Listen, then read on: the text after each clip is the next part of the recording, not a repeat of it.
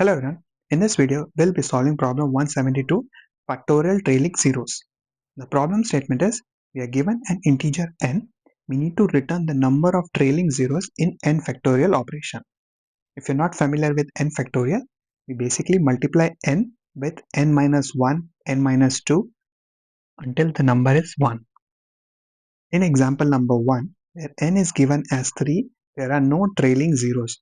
Because if we look at the n factorial value of 3, it's 3 into 2 into 1, which gives us 6. And as there are no trailing zeros, the output is 0.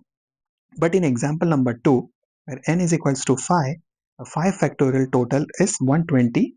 As there is one trailing zero, the output is 1.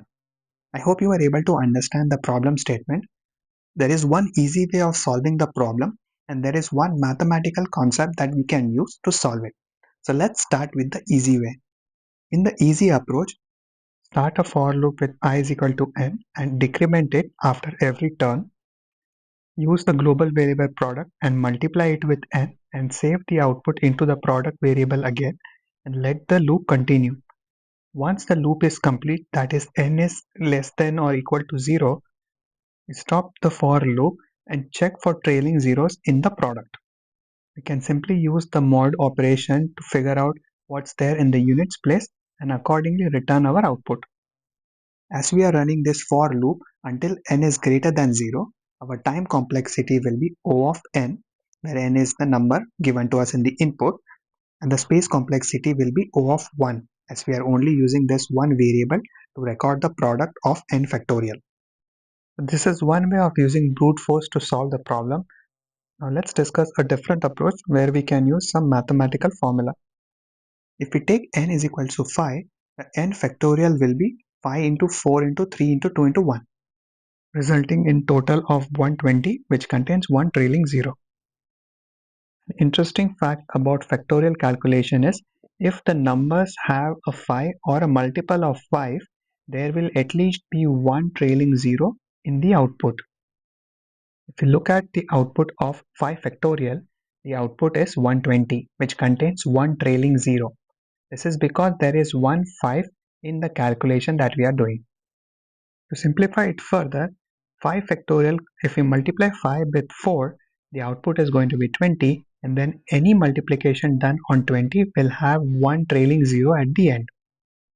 It doesn't matter if we multiply 5 with 4 or any other number. As long as 5 is being multiplied with an even number, the output will always have 0 at the end. So this logic can be used in solving the problem. As long as we can figure out the total number of 5s in the value n, we can determine how many zeros there could be at the end of the output. Let's apply this formula to another example where n is equal to 15. 15 factorial is this huge number with 3 zeros at the end. Another way to put it is, because n is 15, if we divide it by 5, which will give us 3. So we can safely say that there will be 3 zeros at the end.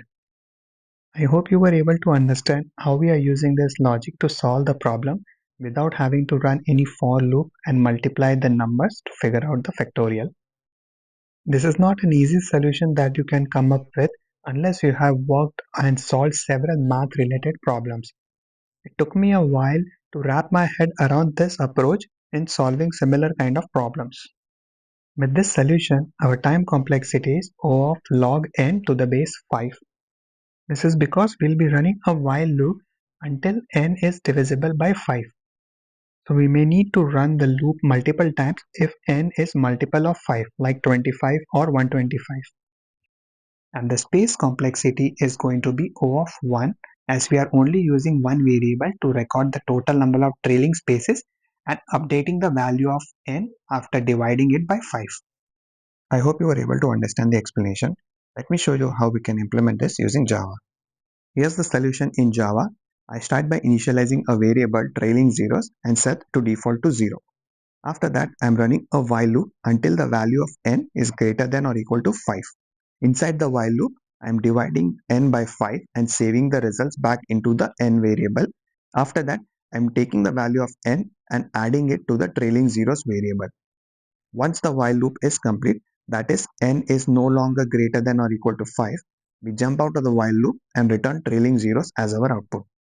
This code, when submitted on LeetCode, beats 100% of the submissions in terms of runtime and nearly 80% in terms of memory. Thank you for watching this video. I hope you were able to understand the explanation. The details to access the source code is available in the description below. Feel free to check that out, and I will see you in the next one. Thank you.